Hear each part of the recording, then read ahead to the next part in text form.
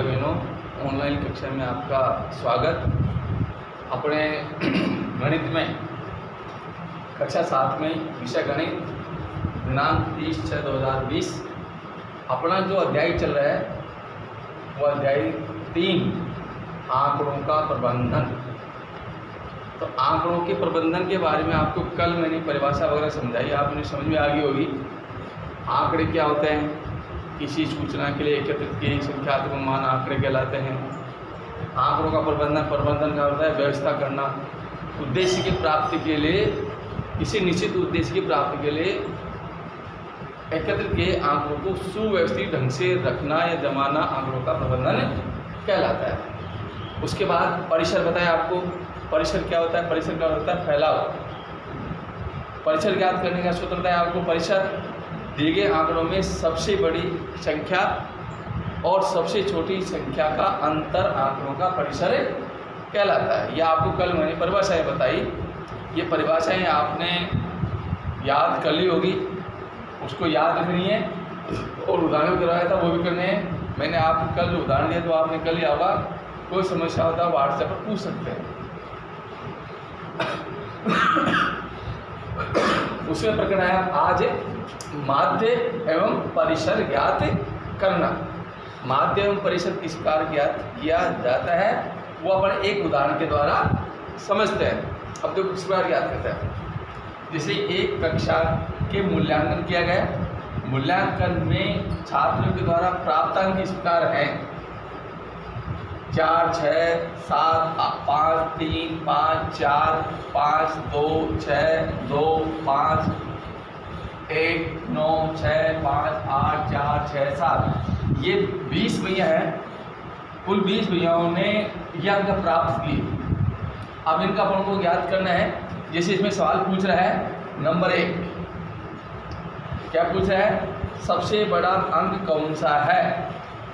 तो सबसे बड़ा अंक अपन को ऐसे उत्तर देना है एक के। अब इनमें सबसे बड़ा अंक कौन सा है? 9। उत्तर लिख देंगे 9। नंबर 2 क्या पूछ रहा है? सबसे छोटा अंक कौन सा है? तो सबसे छोटा अंक, इनमें देखो सबसे छोटा अंक कौन सा है? 1 है। 1 से छोटा कोई अंक नहीं है। 1 उत्तर हो गया। नंबर 3 जो इसमें प्रश्न कर रहा है वह है इन आंकड़ों का परिसर। जो आंकड़े अपन को दिए गए हैं, जो संख्यात्मक मान दिए गए हैं, उनका परिसर यानी क्षेत्र ज्ञात करना है कि इनका क्षेत्र कहाँ से कहाँ तक है, कितना है। तो परिसर ज्ञात करने का आपको कल सूत्र बताया। सबसे बड़ा अंक माइनस सबसे छोटा अंक। तो यहाँ पर सबसे बड़ा अंक कौन सा है? 9। सबसे छोटा अंक कौन सा है? 1। तो परिसर कितना हो गया? 9 में से गया तो 8। इस प्रकार ये 3 प्रश्न के उत्तर हो गए। अब चौथा इसमें प्रश्न पूछा जा रहा है आंकड़ों का माध्य। माध्य ज्ञात करना है। माध्य या इसको अपन औसत भी कहते हैं। माध्य जैसे अपन ने औसत पढ़ा है कक्षा 6 में, तो वो इस प्रकार माध्य भी है। इन आंकड़ों का माध्य क्या है? प्रतिनिधि माध्य कहलाता है वो। इन आंकड़ों का प्रतिनिधि माध्य, औसत को प्रतिनिधि माध्य कहते हैं। तो अपन को क्या ज्ञात करना है? इसका माध्य ज्ञात करना है। तो माध्य ज्ञात करने का सूत्र क्या होता है? किस प्रकार इन आंकड़ों का माध्य ज्ञात करेंगे? आंकड़ों का योग, आंकड़ों या आंकड़ों पर प्रेक्षण भी कहते हैं, का योग बटे आंकड़ों की संख्या।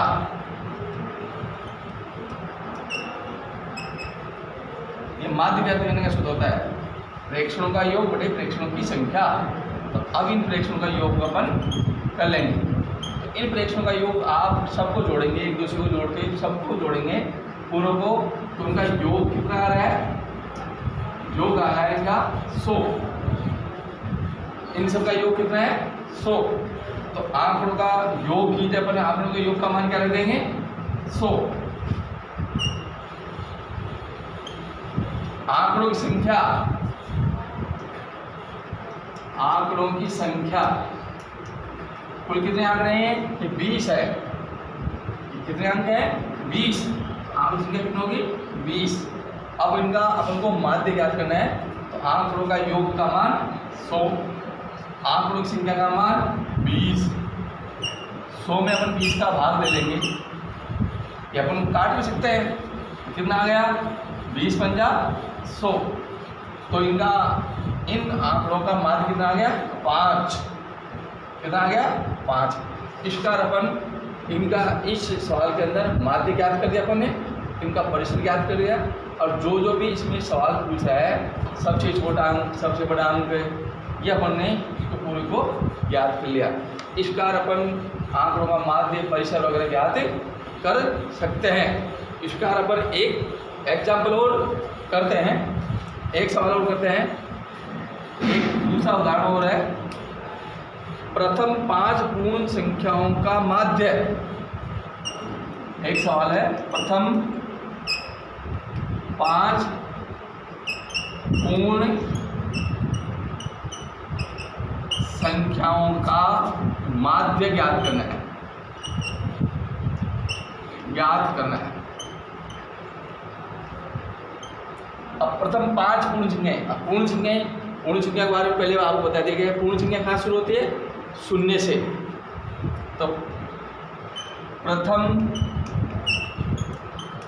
5 पूर्ण संख्या लिखेंगे अपन, कौन कौन सी होगी 0, 1, 2, 3, 4। 5 पूर्ण संख्या होगी 1, 2, 3, 4। पहली 5 लेनी है अपन को। पूर्ण संख्या है तो वो होती है अनंत, 0 से लेकर के अनंत तक इसके पूर्ण संख्या कहलाते हैं, लेकिन अपन को शुरुआत की 5 लेनी है। इनका अपन क्या ज्ञात करना है माध्य। तो इनका योग तो कितना है, इन सब अपन योग करेंगे कितना हो गया 4, 3, 7, 7, 2, 9, 9 और 1 10, 10 में 0 जोड़ेंगे तो 10, और संख्या कितनी है 5। पूर्ण संख्या कितनी है 5। तो अब 5 है तो फिर अपन ये इसका माध्य ज्ञात कर लेंगे। माध्य, अब माध्य ज्ञात करना है। माध्य ज्ञात करने का सूत्र ये रहा, आंकड़ों का योग बटे आंकड़ों की संख्या। तो इन आंकड़े हैं, ये आंकड़े क्या है प्रथम 5 पूर्ण संख्याएं, इनका योग कितना है 10। तो माध्य कितना हो गया 10, और कितने पूर्ण है ये संख्याएं हैं 5। तो 10 में अपना 5 का भाग लें, कितने हो जाएंगे 2। तो इन प्रथम 5 पूर्ण संख्याओं का माध्य कितना आ गया 2। और इनका अपन परिसर भी ज्ञात करने चाहें, परिसर, परिसर का सूत्र ये रहा, सबसे बड़ा अंक माइनस सबसे छोटा अंक। यहाँ से सबसे बड़ा अंक कौन सा है 4, सबसे छोटा अंक क्या है 0, 4 में 0 गया तो 4। इस प्रकार अपन इनका परिसर भी ज्ञात कर सकते हैं। इस प्रकार अपन दिए गए आंकड़ों का, दिए गए प्रश्नों का माध्य एवं परिसर ज्ञात कर सकते हैं। अब आपको इसमें ये 3.1 के सवाल नंबर मैं गृह कार्य दे रहा हूँ आपको, गृह कार्य 3.1 के क्वेश्चन नंबर 4, क्वेश्चन नंबर 6 और क्वेश्चन नंबर 9, ये 3 सवाल आपको गृह कार्य में करके लेके आने हैं। यदि आपको कोई चीज़ समझ नहीं आती है, कोई सवाल समझ नहीं आता, तो आप पूछ सकते हैं। आज इतना ही, बाकी और कल।